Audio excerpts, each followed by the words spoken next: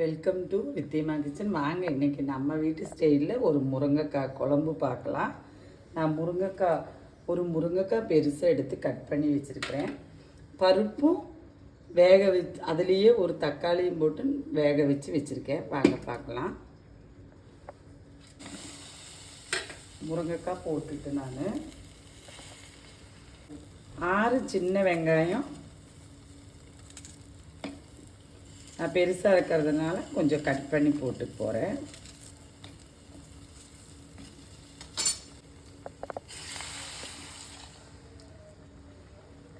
இந்த காய் வேகிறதுக்கு நான் கொஞ்சம் தண்ணி விட்டுட்டேன். பருப்புலேயே கொஞ்சம் தண்ணி வச்சுருந்தேன். அதை நான் ரசத்துக்கு யூஸ் பண்ணல. இந்த சாம்பாருக்கு ஒரு அரை டம்ளர் நம்ம பச்சை தண்ணி விட்டுட்டு நான் அந்த தண்ணியை ஊற்றிட்டு போகிறேன். நான் அதுலேயே ஒரு பச்சை மிளகாயை இப்படி அறுத்து போட்டுக்கிறேன். பருப்பில் தக்காளி வேக போடாதவங்க இந்த டைம் தக்காளி பொடியாக கட் பண்ணி போட்டுருங்க. பாருங்க, ஒரு 6 பல்லு பூண்டு நான் நல்லா தட்டி வச்சுருக்கேன். அதையும் போட்டுற போகிறேன். டைம் அந்த குழம்புக்கு தேவையான அளவு உப்பும் போட்டுடுறேன். ஒரு கொதி வரட்டும், பார்க்கலாம். பாருங்கள், காய் காவாசி வெந்துருச்சுங்க முருங்கைக்காய். அந்த டைம் நான் அந்த குழம்புக்கு தேவையான அளவுக்கு புளி ஊற்றிட போகிறேன். ஒரு சிட்டியை பெருங்காய பொடி போட்டுற போகிறேன். எனக்கு இப்படியே அளவு தெரியும். உங்களுக்கு அளவு தெரியலன்னா நம்ம மஞ்சளை பெட்டி ஸ்பூனில் ஒரு 1/4 ஸ்பூன் போட்டுக்குங்க பெருங்காய பொடி. குக்கர்லேயே ரொம்ப ஈஸியாக எல்லாம் அறுத்து போட்டு பருப்புலேயே போட்டு கூட வைக்கலாங்க இந்த சாம்பார். நான் இதில் 1/2 ஸ்பூன் நம்ம வீட்டு குழம்புக்கு தகுந்த மிளகா பொடி போட்டிருக்கிறேன். பாருங்கள், சாம்பார் பொடி நான் எவ்வளவு போட்டு போகிறேன். நான் இதெல்லாமே நம்ம வீட்டுக்கு தேவையான அளவு போட்டிருக்கேன். நீங்கள் எவ்வளோ காரம் கம்மி பண்ணணுமோ கூட்டணுமோ புளி கம்மி பண்ணணுமோ இதெல்லாம் நீங்கள் செஞ்சுக்குங்க. பாருங்கள், இந்த பொடியில் நல்லா கொதித்து வெந்து வரட்டும்.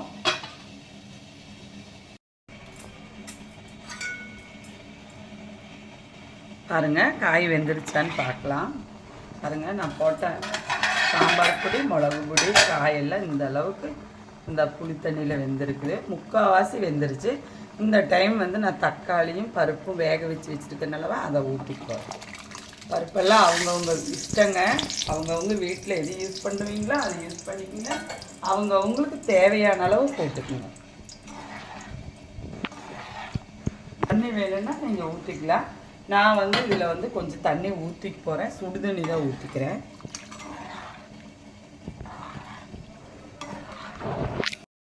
பாருங்கள், சாம்பார் பொடி நான் எவ்வளவு போட்டுக்க போகிறேன். நான் இதெல்லாமே நம்ம வீட்டுக்கு தேவையான அளவு போட்டிருக்கேன்.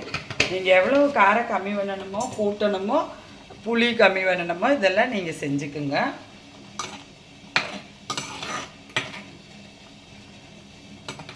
பாருங்கள், இந்த பொடியில் நல்லா கொதித்து வெந்து வரட்டும். நம்மளுக்கு காயெல்லாம் நல்லா வெந்துருச்சு முருங்கைக்காயில். இப்போ நம்ம இந்த சாம்பார் தாளிப்பை பார்த்துடலாம். பாருங்கள், சாம்பார் தாளிக்கு 1 ஸ்பூன் எண்ணெய் விட்டுருக்குறேன். கடுகு போட்டு போகிறேன். வெந்தயம் போட்டுட்டேன். அஞ்சலை பெட்டி கரண்டியில் எல்லாம் பாதிங்க. கடுகு மாத்திரம் 1 ஸ்பூன் போட்டிருக்கேன். அதே போல் வர கொத்தமல்லி போட்டிருக்கிறேன். ஜீரகம் போட்டிருக்கிறேன். ஒரு 5-6 சின்ன வெங்காயம் கட் பண்ணி வச்சுருக்கேன். அதையும் போட்டுருக்கேன். ஒரு வரமிளகாயும் போட்டுட்டேன். ஒரு கொத்து கருகாப்பிலும் போட்டுட்டேன்.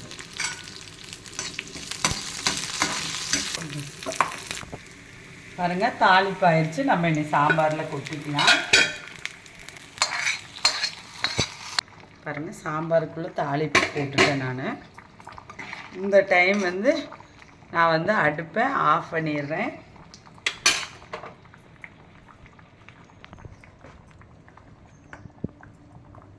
பாருங்கள், இந்த டைம் நான் 2 ஸ்பூன் தேங்காய் போட்டுக்க போகிறேன் முருங்கைக்காய் சாம்பாருக்கு. பின்ன 2வது ஒரு கொத்து மல்லித்தலையும் போட்டு நான் மூடி வச்சிட போகிறேன். வாங்க நம்ம வீட்டில் சாப்பிட்லாம். முருங்கைக்காய் சாம்பார் வந்து ஒவ்வொரு வீட்டுக்கு வித்தியாசப்படுங்க. குக்கரில் வைக்கிற இது ஒரு ஸ்டைலாக வைக்கலாம். நம்ம வீட்டில் இப்படி வைப்போம் முருங்கைக்காய் சாம்பார். இந்த தேங்காயை அரைச்சி விட்டும் வைப்போம். இந்த சாம்பாருக்கு நான் இப்போ போட்டேன் பார்த்தீங்களா, தேங்காய் 2 ஸ்பூன் தேங்காய், அதையே அரைச்சி விட்டும் வைப்போம், இப்படியும் வைப்போம். வாங்க நம்ம வீட்டில் சாப்பிட்லாம். நன்றி, வணக்கம்.